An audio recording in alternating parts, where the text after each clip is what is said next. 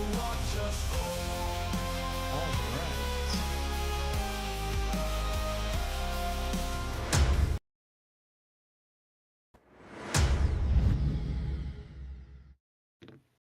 Hello, everyone. Welcome back to the Unnaturals Gaming Channel. Uh, Welcome to episode 5 of Tavern Talk. Uh, City as cold as winter. I wonder why it's called that. Any I know. ideas, worst one? Any ideas? I have a few, but we'll get into that momentarily. But as of right now, we just want to, thank everybody for their continued support. And, you know, we seriously are blown away by the amount of people that, enjoy, clicking on our videos. It really is something. Isn't that right, best one?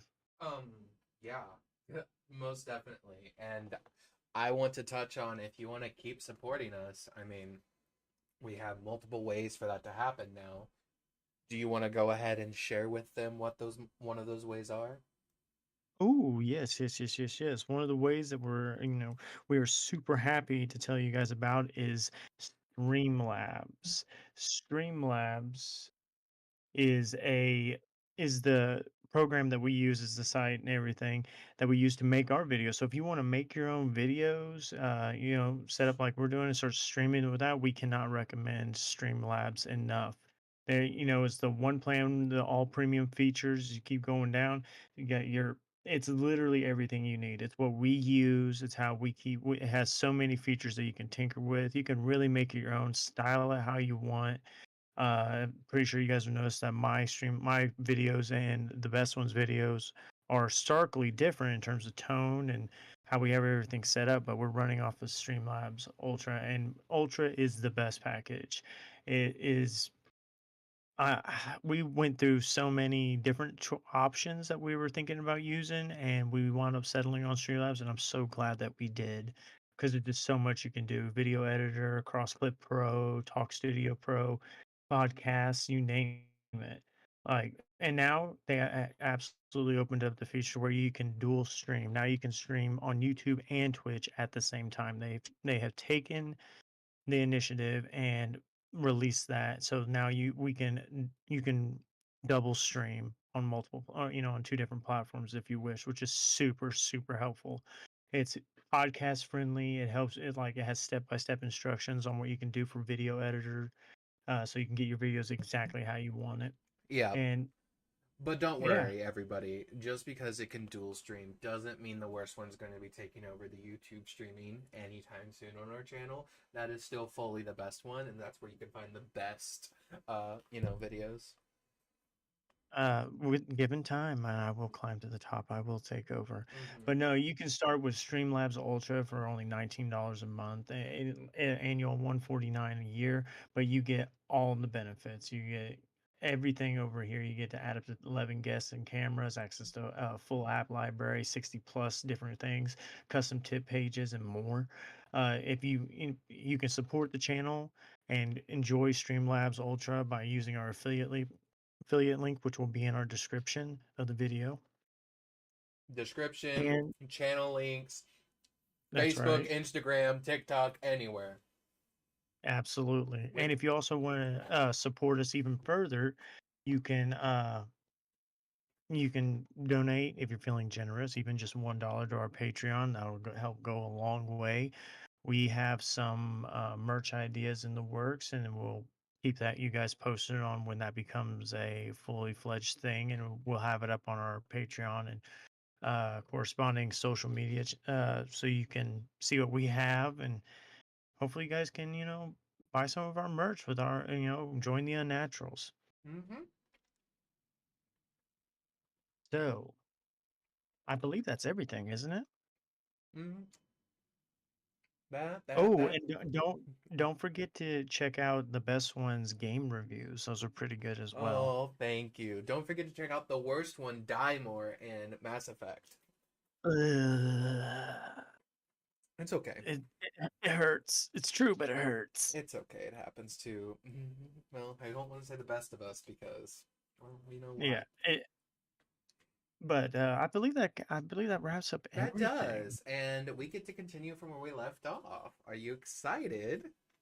I am excited. So the So what do you think the we head into it? so this section of the Unnatural story, the first campaign we played together, where I DM'd expertly, I might add. This section that we're about to hit is probably one of the more I won't say gruesome or dark, but it was definitely like a constant net not nonstop, just we gotta keep moving, all this death and destruction around us, we just gotta keep tunnel visioning and keep moving. That's essentially what it came down to, because there was a lot of chaos in this coming arc. Like, this arc was essentially called the Neverwinter arc, and then right after Neverwinter, you guys literally jumped straight into the Archfey arc. And right after Archfey, you guys straight jump into, well, we'll save that one for another day. Um, Yes, yes. but essentially, where we left off was everyone had just arrived to Neverwinter, minus Val. The worst one was playing Mar, for those of you that remember, a divine soul sorcerer, fallen Asimar. And they were Yes. also joined with Verici, a fallen Asimar as well, Paladin Shadow I Sorcerer. I just want to point out, Mar was not a fallen ASMR. He was Scourge ASMR. Was he Scourge? I thought he was. Oh, wait, it doesn't really matter what he was because he had Tiefling abilities anyway, so it didn't really matter, to be fair. That's true. He was more of a custom build. Yeah, so, like, he can say he looked like whatever when he was Divine Soul and switched to whatever when he got Shadow Sorcery, but all in all, he had the Tiefling abilities, not the Asimar abilities. But anyway, um, Yes. moving past that, basically the team, the allies, the amazing friends, the super friends had just arrived Super friends. to Neverwinter, and they were greeted by guards that were warning them not to go into the city. They heard terrible screeching and sounds coming from inside the city. They saw a dragon with tentacles and like this weird pulsing brain wrapped around its head, similar like puppeting the dragon. And this dragon was a blue dragon, by the way. Yes, yes. It Um, was a massive pain in the butt it too. was But an we didn't have to deal with it. You did. Other things happened. If you'll remember here soon. But Yeah. basically, it was a blue adult dragon that they faced and fought. After the blue dragon made itself known, they basically left and went into the city, charged straight in, and they saw the blue dragon, sort of like recoiling, flying away for the moment, and to their horror, they see a man with a tremendously stark, like identical look, like a mirror look to Val, standing with Bloodhunter armor, lycanthrope abilities, standing there looking at all of them and says, uh, with a grin, and says, "Hello," and introduces himself as Cal. Everyone at the table just mouth open, going, Yeah. what the Y'all hit fuck?" the table. Yeah. Because Even I didn't see that coming. And so they were just like, what the fuck? So that happened. They walk up to Cal. Clearly, everyone knows that they don't have Val here, so no one can be like 100% sure like what's going on, which is the worst part. Like, they have this major character, but the person that this character is tied to is not there, which made it even better. Because like the team, for the most part, knew of this character and knew of his like predominant evil status essentially, but they couldn't do anything about it as far as they know, because it was Val's story, and they were just like, I don't know what to do here. We're meeting someone that Val should be meeting. What is going on? But yeah, essentially they walk up to him, they get greeted by him, and they find out that not only is he here, but a sect of blood hunters are here, as well as the people that were saved that he quote said had to be saved, and the only way I could save them was empowering them and converting them to blood hunters. essentially creating a new wave of blood hunters which is the way we put it, way we built it. Me talking with the best one here, Hmm. our DM, Hmm. that the blood hunters that is an order that hunts things that go bump at night, as you remember, but they also have stark, like very stringent rules Yep. to where, like blood hunters cannot procreate because they don't want to spread the curse that way onto like new life born with the curse with them instead Hmm. of inflicted with It's it. essentially like they want to give like the child a choice, kind of like they don't Yeah, want to yeah, have the child have to join the blood hunter order because they have to monitor them. exactly. So like procreating is against the rules. Turning people, inflicting the curse upon themselves. Like if you're part of the Lycan order, whether you be a were tiger, werewolf, were rat, whatever, is Whatever. against the rule. Is against the rules. Holding political power of any sort is against the rules. Um, basically, and no affiliating oneself with with any government official, with any government, uh, in of itself. Yeah. So they essentially get paid to hunt things that go bump in the night. They do not. They're not an army for hire. They're not mercenaries. They don't fight for a certain country or a certain king. They don't do nothing like that. They are their own order. Their only objective is to hunt things that hunt people and to keep normal folk safe. If Hmm. they happen to come across somebody that has been inflicted with uh, a curse, whether it be a profane curse, a uh, mutagen accident, Ghost like without Slayer. cameras, or with those who came in contact with those that have passive ghosts and have been marked by him and becoming a ghost slayer, or those who have been inflicted with lycanthropy.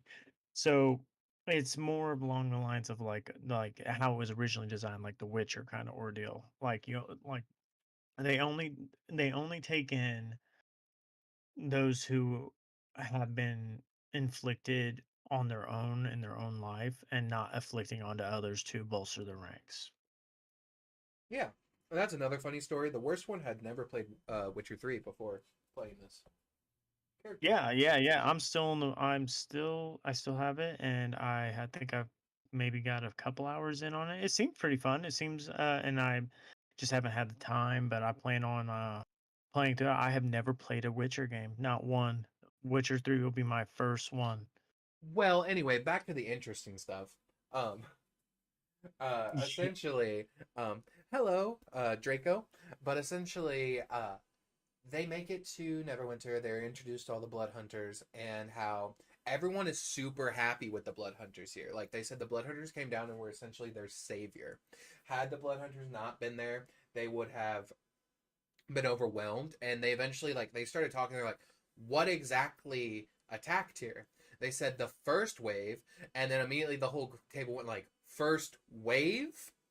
Question mark? And they're like, yeah, so interesting. So anyway, this crazy storm came in and started ripping buildings apart, and the sea stopped moving, and all of a sudden, uh demons started plunging through like the cracks in the ground, like breaking through buildings.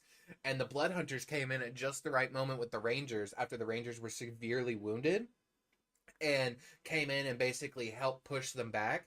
And after the demons were pushed back, all of a sudden, this new wave of far realm creatures called mind flayers and beholders and specters came out, and they started attacking people, and mind flayers started taking people and kidnapping them, almost like the mind flayers were also just as confused as the people. They said like it didn't really affect the demons because they're chaotic and they just went along with it, but the mind flayers were like, how did we get here? And then they just started attacking people. um and so they pushed back the mind flayers from Neverwinter. And as soon as they pushed back the mind flayers, they all of a sudden heard the distant growl of a dragon. And that's when they had to fight an elder brain dragon, which is what happens when an elder brain merges with a dragon. And they fought that. And essentially that happened. They were able to push it back, fight it, And just as the party arrived, that is what was flying away because it was smart enough to realize I can't win this fight. I'm leaving. So it flew away. They were then helping the people out, going to triage, doing all the good things, right? Protecting all their people and preventing anyone else from dying. But of course, Cal said I had to convert people because their bodies just couldn't handle the trauma, and this was the only way to help them was by converting them and letting the wolf help them. The Yes. party clearly knew like it's probably not the best thing to happen. Um, uh, Well, I will say the party did not know that's not the best thing. They only knew what about it from what they've heard, which was not very much from Val, just the basics of it. yeah. And but there, I will say that the party did uh roll a couple members rolled for insight, Hmm. and only like one or two of them picked up that there was more to why he was doing that, Yep. than other than just helping. Helping was not the main objective. Oh yeah. So that happened. Um, all of a sudden, they go to check out the rest of Neverwinter and try to help rebuild. Um, they see orphanages destroyed. They see churches and temples destroyed. Lenestra starts helping rebuilding temples in like a safe space. Verici and Topher start doing the same thing. They start rebuilding buildings and helping people that were like trapped essentially. And Tat, using her new her exalted tarot cards, which are her vestige, she started like playing around and like helping the dead move on that were just so abruptly killed. She started moving around and just basically playing a song and helping the dead, sort of like Final Fantasy X Summoner, full on just like helping the souls pass on to the next life, so they're not stuck here. That's essentially what she did. Like she was playing a song for the kids to help Yeah, them, yeah, but in all reality, it was helping the souls calm down and move on. And so that's what happened. And then they end up getting a rest. They meet like the mayor of the town. And they find out like the mayor and a bunch of the nobles that were up in like the noble part of Neverwinter, they they were gone. Most of them weren't there. They left as soon as they saw like Neverwinter was under attack and could have the chance of falling. They like left. They just skedaddled, most of them, and they went to wherever their safety yeah, yeah. I lies. remember you telling. Yeah, which was one of Hmm. and one of those noble houses was House Lighthand. Oh yeah. So basically they get their long rest finally. The next morning, Val or not sorry, not Val, sorry, Mar and Verici wake up and they just and Mar is like, I'm gonna go check and see if any of my family's here, just to see. He walks over there with Verici to the high part of the city where all the high nobles are and everything, and they are greeted by more destruction and chaos, obviously.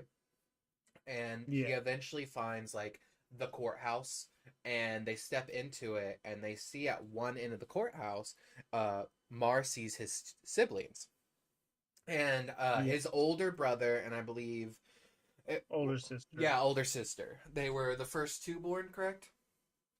the two oldest. Yeah, Yes. the two oldest. And he walks up to them, and basically, as soon as he walks up to him, there's like this strange anxiety in the air. As they basically tell him, since all the higher ups have left their positions, we would be the next in succession to run the city while they're gone. And that hit Mar like a ton of bricks because all of a sudden his siblings are now not only in charge of Neverwinter, but they have power now. Like they have the power of Never. Real political power. Yeah. Yeah, they have real power right now, at this moment in time. And Mar was like, I don't know how I feel about that. Slightly distracted.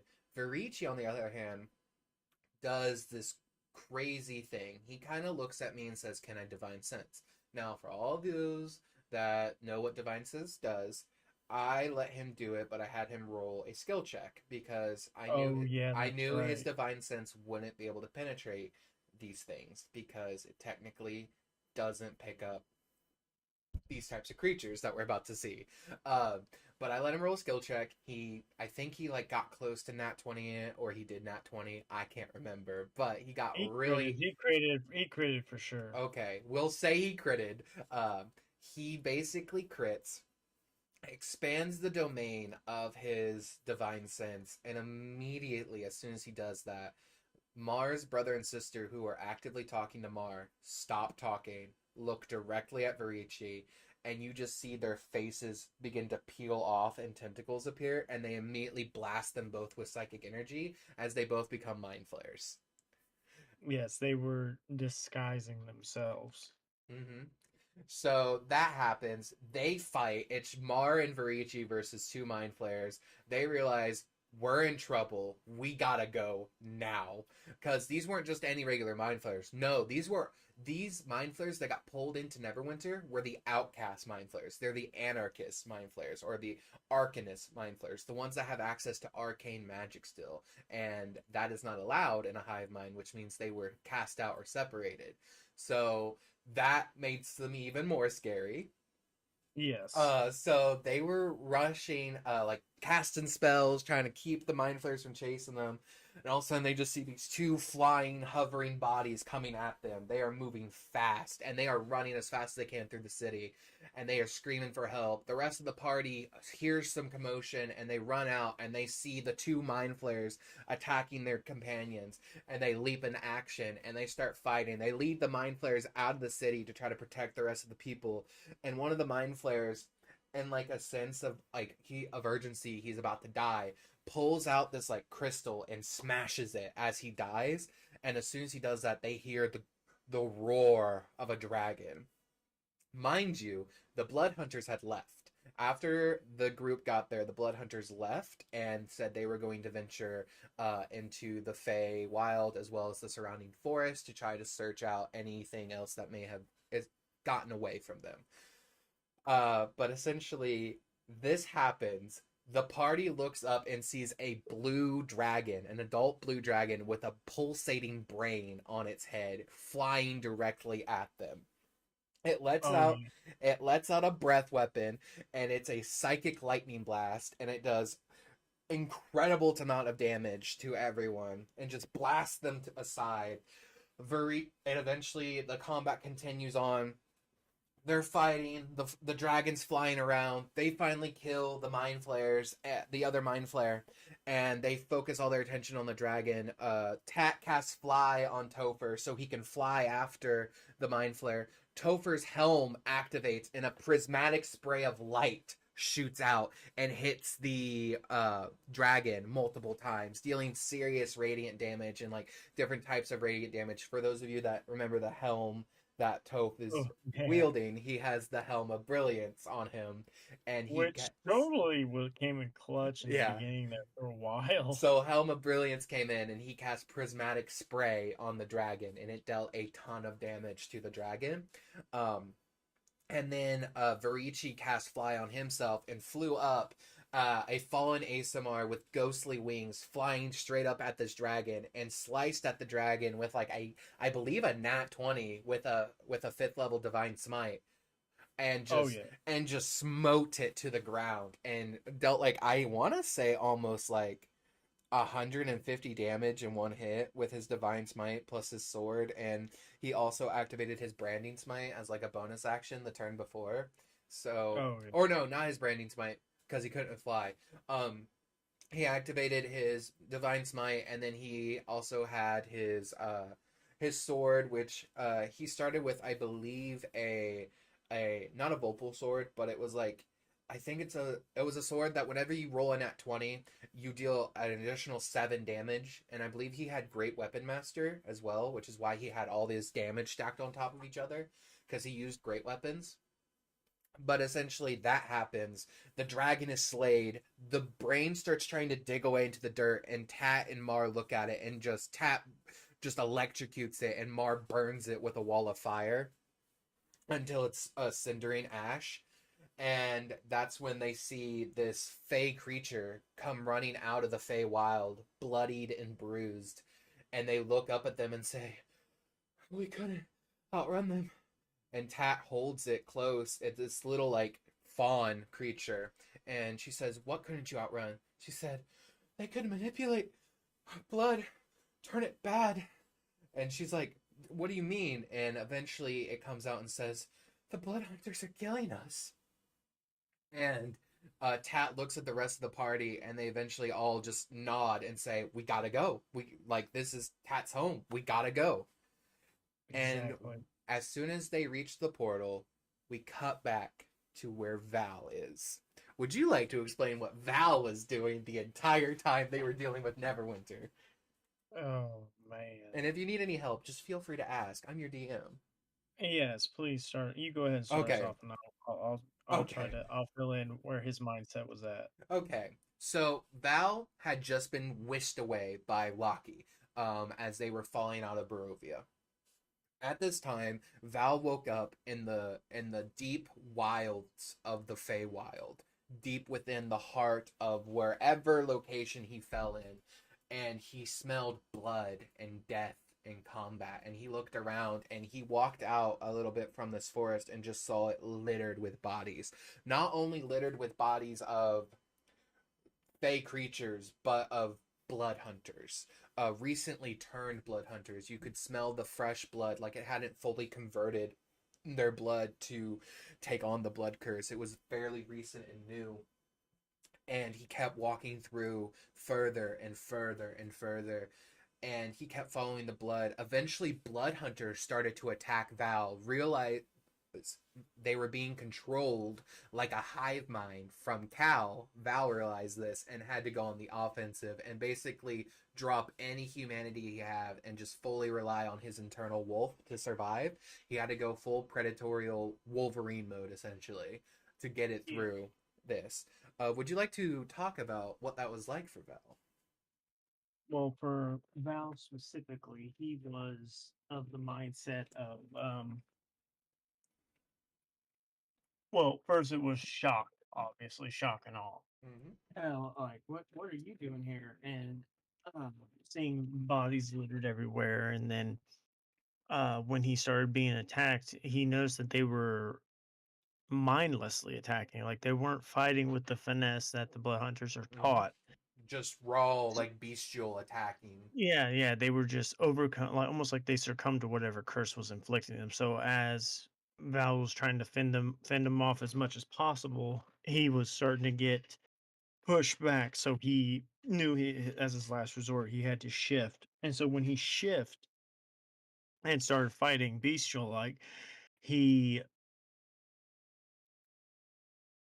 he used the fact that they were in the Feywild and the fact that he shifted and was attacking them, that he was going to use the surroundings to his advantage and will uh become the predator, lead them away and then stalk them and then kill them and then move on. And it became like a cat and mouse game through the Mm-hmm. Feywild woods as he was being hunted, but also hunting the hunters that were hunting him. It was a very big cat and mouse game, Yeah. and the only thing he could think of was, why did Loki pull him here? Mm-hmm. And with why are blood hunters here? Yep. Like they're like the pieces weren't. There was a few big pieces, but nothing that was interconnecting them to give about the look at the big picture. And also, you weren't able to reach Loki here. It was like something was also blocking you because Loki couldn't like once you got here, it was like it was just you for the longest time. If you Yes, remember, um, yes, I will also say, remember there was this very distinct part that Val had to deal with by himself. This was right before the party went into the essentially the teleporter, the plane shifter gate. Essentially, the Feywild time works weird in the Feywild. So Val was in the Feywild for days, where they were only in Neverwinter for a day. That's how time worked for Val. So he was constantly on the hunt and prowl and in pure survival mode while fighting off these other blood hunters and not only blood hunters but fey creatures because they were being attacked by blood hunters and didn't take time to ask Val if he was on their team or not because he was a blood hunter. They could tell and they would yeah. attack him as well. So he was being attacked on both fronts. There was Yes, no hope. I believe we should take the time to say that we canonically in our world made it to where uh blood hunters and fae could sense each other because one is what like natural magic and the other one is like cursed magic and stuff like that. So if you do, you can sense as like part of your lycanthropy thing is that you can sense fae, fiend, and undead. Mhm. So we canonically just made it to where they can sense each other. They know you would know each other were one or the other. Yeah, so essentially he's being attacked on both fronts, and at one point he gets drawn into this massive fight between a horde of blood hunters and a horde of fey creatures that were casting spells back and forth. He was dodging attacks, getting hit by spells, and you got to the point where you almost died. And basically you dropped to the ground, and I think you used all of your pack slots in healing at that point too. And you Yeah. basically just reached out to Loki. And do you remember what you said to Loki, or do you need me to remind you? I do need you to remind me of Okay. this. It's so long ago. So basically, you were at the verge of death. Like you were going to die here because they both sides were unrelenting trying to kill you. You eventually reach down deep inside and you just sort of like focus on yourself and you say, "Loki, if you can hear me, please. I can't I can't do this alone. As much as I've tried, I can't." Like not giving up, but like realizing when you've been beaten because you can't take on two armies. You just physically can't. You're just one person. Right. So that happens, and then Loki essentially says, "I can try my best, but it's gonna be big." And you're just like anything, and all you remember is this white light, and you wake up in the middle of a crater. In the Feywild still, but for about 300 feet around you, crater, and you climb your way out of it and you just see destruction everywhere. Essentially, from an outsider's perspective, Val did a radiant bomb. Loki's divine visage appeared itself to Val, and his own visage, essentially just proliferated outward and essentially just annihilated everything within him, around him, within 300 feet, and rendered Val completely unconscious. Val falls back unconscious back into the hole, unable to climb out because he's too weak. And I believe you had 5 levels of exhaustion after that too. Like one more, Yeah. you would have died, and you just fell asleep. You're like, I can't. I'm asleep. I can't. Yeah, because at this point in the Feywild, time works weird. I was on the run for days. Mm-hmm. So you essentially like just relent to just falling asleep in the middle of this crater, and that's when you wake up in a bed in this hut, and you smell food cooking and tea on the kettle, and you come running downstairs and you see this very curly, like red and purple haired, very elvish features. Um, as you see, Pat's patron, or to be fair, I believe Val maybe met him once, vaguely. Um, Yes, very vaguely. and it was Tat's patron. And he turns to you and says, "You cause some big trouble." Oh yeah. As he pours him some tea and hands it to him. And basically Val sits and is talking with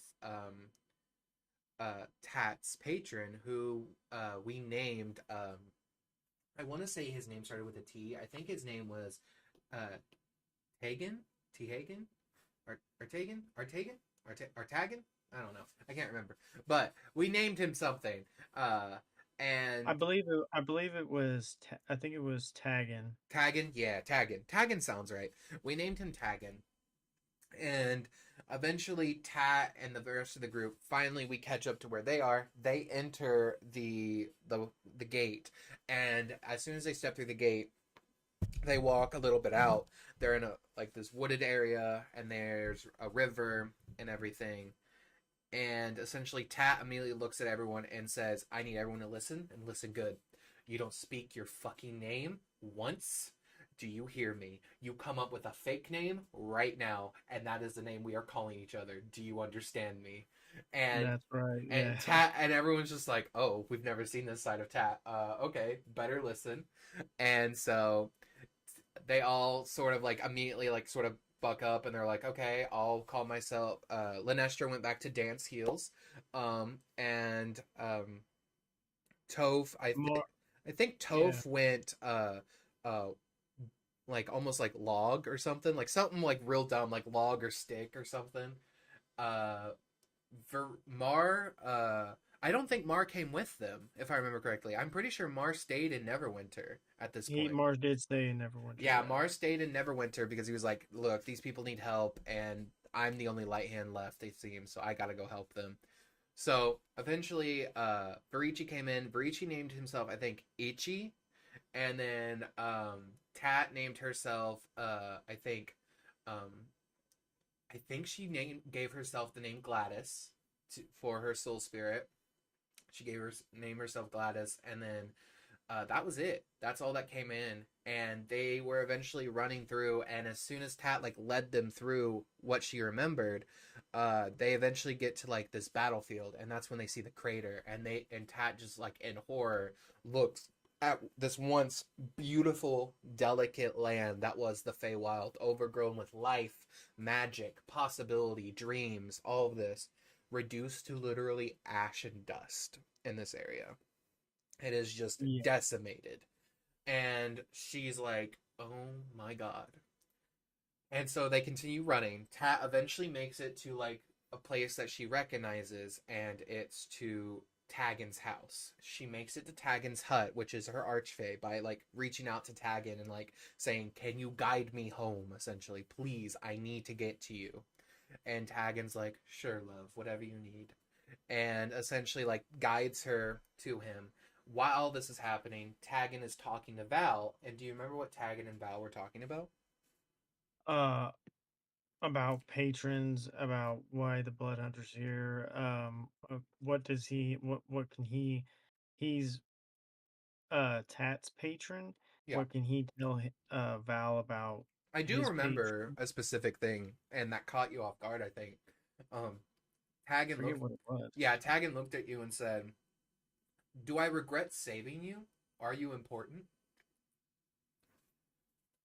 And he said that to Val, if you don't remember. I don't remember that. I don't Yeah, remember what the context was. yeah, it was when you had just sat down for tea, and he kind of looks at you and just says, you caused a pretty big mess. Do I regret saving you now?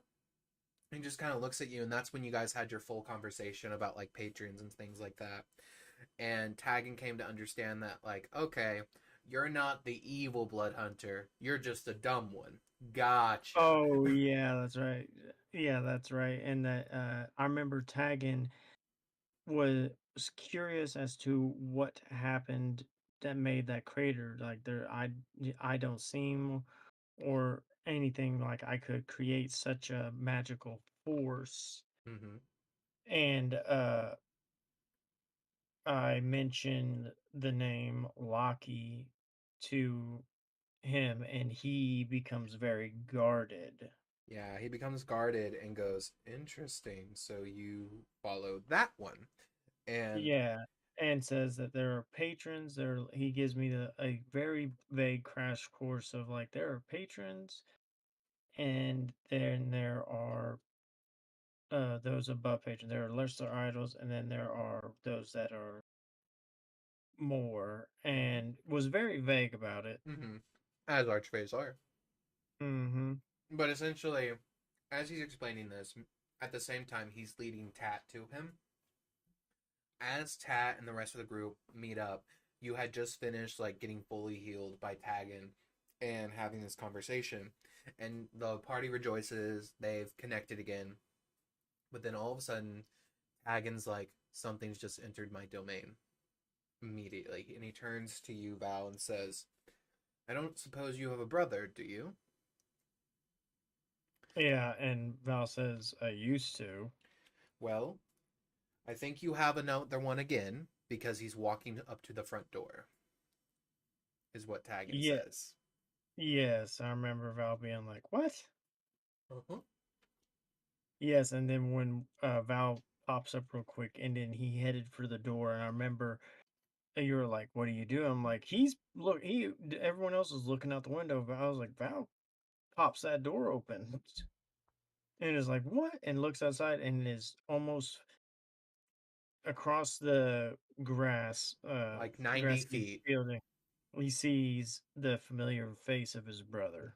And not only that, he's greeted by two seemingly like lieutenant general esque blood hunters as well as a bunch of lesser blood hunters around him. Mm-hmm. And not on top of that, the blade that his brother is wielding, Val immediately recognizes it. Oh yes, he's wielding the Blood Racer, a very powerful and ancient blood hunter weapon, Mm-hmm. specifically designed for to enhance and for the to enhance and to amplify hemocraft. Yep. So basically, the the blood hunter Val, essentially Cal, introduces himself again and says, "Hello, nice meeting you all again." And Val, it's very nice to see you. I'm so glad we could meet again. He says very kindly. And Yeah, which Val took like meat again. We're mhm, siblings. no, no, no, Val, we were much, much closer. We shared a body. Yeah, and when he said that, they started clicking, and Val was like, "No." He started laughing and he looked at Val and said, "So are you going to come outside or do I need to drag you out?"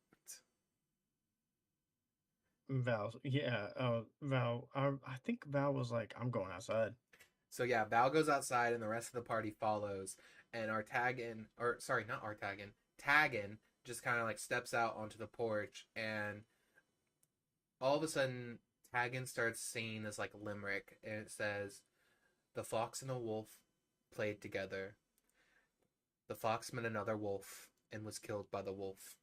This is how the fox's story ends." And he says that to Tat very quickly, like a one off, like nothing. And Tat just kind of looks at him confused and says, "What's that supposed to mean?" And he says, "I know you'll be strong. I believe in you." And he says with a smile. And Tat's like, "I don't understand why you're saying this to me, but whatever." And continues to move into with the party. And Tagan stays back. And then all of a sudden, they see Cal looking at him and stepping out of Cal's shadow. I'll never forget describing this. It's like this being made of pure, like, blurred darkness and blood almost steps out behind him. And as the body sort of like fixes itself and no longer blurring, you see this person covered in head to toe in full armor, dual wielding two swords, and just stares down Val and is standing right next to Cal. For the longest time, they did not know who this person was, and it was a very fun reveal when it happened. Yeah, who was that? I forget who You that will was. remember. It will hit you like a brick when you remember. Um, Yeah, because it's a very prominent character. But as this person steps out, Val and the rest of the party basically get ready, and Cal's like, "We don't really have to do this. I just came for one thing, and if you would let me through and collect my one thing, that's all I need." And yeah. Cal, and I think Val said, "What do you need?" And he looks straight at the archfey and says, "I need my blood, please." And Artagan sort of like clutches his neck and says, "Well, a deal's a deal. It's mine until I'm dead." And he said, "Exactly." And that's when I said, "Roll initiative," and we'll continue this, I think, next time. But do we have anything we would like to leave off with? Um, yes, yes. I'm really excited to get to the next part of the video. I'm struggling to remember who that guy was. I'll tell you after. Uh, I'll tell you after. okay, okay. Well, thank you guys for joining us on this episode 5 of Tavern Talk, A City as Cold as Winter. The best one always comes up with the best title names. It's upsetting how good he is with it. Mm-hmm. But Please don't forget to like, subscribe, ring that notification bell, leave comment down below on what you liked, what do you want to see in the future, which was your favorite part. If you have any questions on that you need more detail on the story of the Unnaturals, please don't hesitate to leave a comment down below, and we will read the comments and respond in due time, and we'll bring it up, and we'll give you a shout out for those who ask the prominent questions that we will answer. We'll probably do a full Q&A question there sometime in the future. What do you think? Oh yeah, most definitely. And this campaign's just getting started. I think they are only level 10, so we still have 10 more levels to talk about essentially because we I did. think I think we're not level 10. I believe we just became level 11 because I think we leveled up after the Strahd thing. You might be level 11. You might be right. Yeah. So we still have 9 more levels to talk about. 9 grueling, emotionally traumatizing A lot can happen in 9 levels. levels, everybody. A lot can happen. And remember, this is a long-running campaign that took a year and 4 months. Right about, yeah. Yeah, Well, but please, like I said, leave a like, comment, ring that notification bell. Subscribe, tell your friends about us. Follow us on Twitch on the Unnatural Gaming. Follow us on Facebook, the Instagram, Unnaturals, Instagram, TikTok, you name it. If you're feeling YouTube, generous, YouTube. If you're feeling generous, hit us up on the Unnaturals on our Patreon. and If don't you're feeling forget, subscribe. Use our Streamlabs Ultra That's link. right. That's right. Use our Streamlabs Ultra affiliate link right there.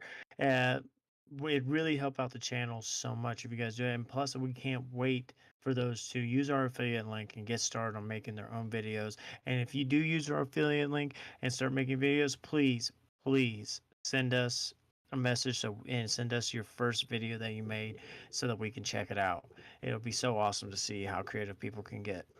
But as always, and as the worst one will always say, thank you all for watching. Please like, comment, subscribe, and follow, and ring the bell for more notifications if you want to see more of these unnaturally amazing videos.